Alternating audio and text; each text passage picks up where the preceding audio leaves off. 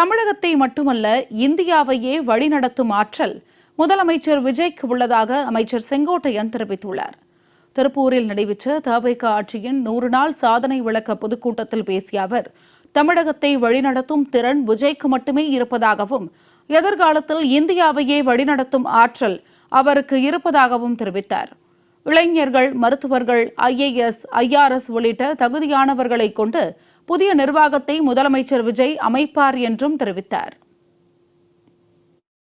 ஒரு சிறந்த ஆட்சியை தமிழகத்திலே தரக்கூடிய என்றும் தமிழ்நாட்டின் நிரந்தர முதலமைச்சராக அறையிலே அமர்ந்திருக்கிற தமிழக வெற்றி கழகத்துடைய தலைவர் ஜோசப் விஜய் அவருடைய ஆற்றலும் சக்தியும் எவராலும் தமிழகத்திலே காண முடியவில்லை என்பதுதான் அந்த தலைவர் வழியில் தமிழ்நாட்டை ஆளுகிற சக்தி மட்டுமல்ல, எதிர்கால இந்தியாவை ஆளக்கூடிய சக்தியாக விளங்கக்கூடியவர் தான் தமிழக வெற்றி கழகத்துடைய தலைவர் நம்முடைய தளபதி அவர்கள்.